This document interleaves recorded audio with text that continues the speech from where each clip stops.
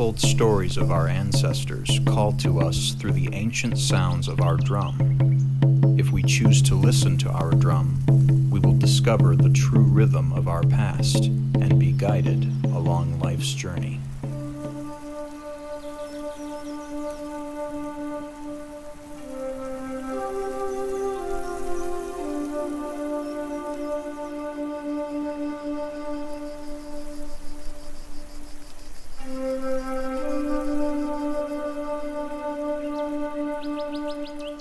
Kwe Amaturu. Hello my friends, I am Josh from the Wyandotte Nation, and I'm joined here by Jillian from the Wyandotte Anderdon.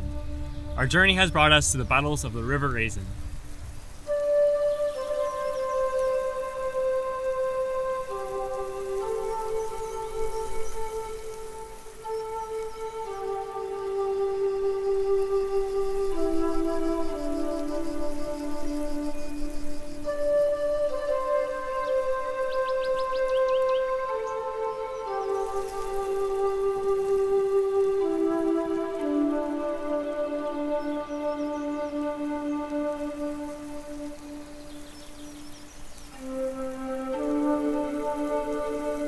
The battles of the River Raisin took place between January 18th and 23rd in 1813 along the frozen banks of the Namasabi, River of Sturgeon, which the French later called the River Raisin.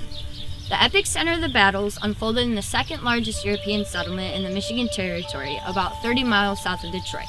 The settlement was primarily French and sometimes called Frenchtown, leading to the other names these events are sometimes called the Battles of Frenchtown.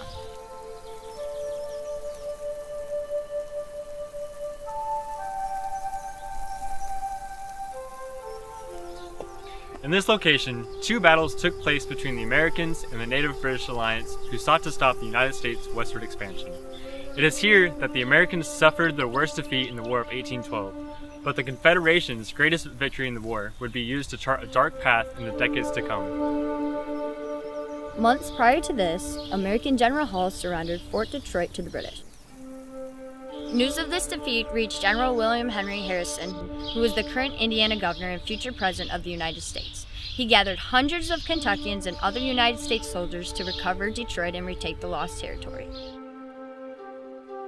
Harrison assigned Revolutionary War veteran General James Winchester to lead his left flank to Fort Detroit. Winchester was a seasoned Revolutionary War veteran who advanced towards Detroit. When General Winchester reached the Maumee River, French residents pleaded with him to free Frenchtown from British and native occupation. At around 3 o'clock in the afternoon, on January 18, 1813, Kentuckians and settlers positioned themselves south of the River Raisin while the British took position on the north side and the natives on the west and east side of the village. The British and Native Confederacy opened fire on the approaching Americans, with the Americans answering back with a charge against the river.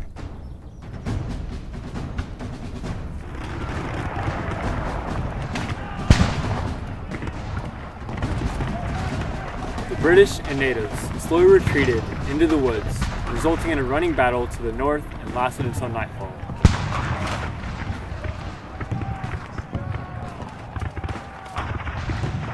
The warriors retreated to the Wyandotte village of Brownstown, and the British returned to Fort Malden across the Detroit River.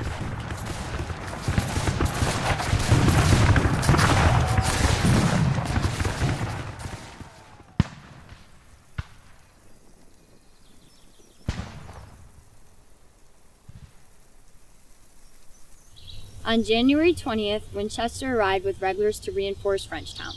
The regulars camped 300 yards east of the core settlement, away from the rest of the militia that had already set up inside the puncheon fences of several houses. Winchester and his staff took a house across the river. Because of mixed messages, Winchester ignored hints and warnings of an incoming attack.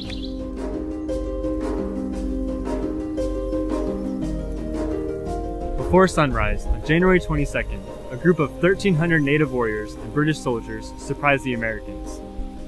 The native forces consisted of large numbers of warriors from the Odawa, Ojibwe, Potawatomi, Miami, Shawnee, and Wyandotte nations, and other warriors from at least 18 other tribes. The Confederation of Warriors were led by Wyandotte chiefs Pusteatog, or Bark Carrier, and commonly known today as Roundhead, Aminye Ire, which means on water he walks, and commonly known today as Walk in the Water, and Teyaro Tuye, which means it splits a log in two, and commonly known today as split log.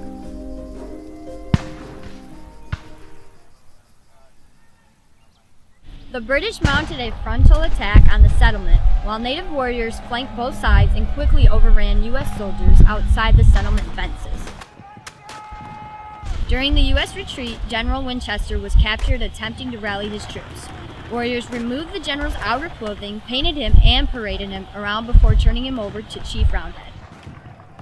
After Winchester was captured, he was forced to recommend surrendering to his men, who reluctantly agreed. Only 33 Americans escaped the battle, avoiding death or capture. The complete destruction of the United States Army at the battles of the River Raisin still echoes through U.S. history with the U.S. rally cry, "Remember the Raisin." For tribal nations, we remember the Raisin as our greatest victory in our effort to stop U.S. westward expansion in the War of 1812.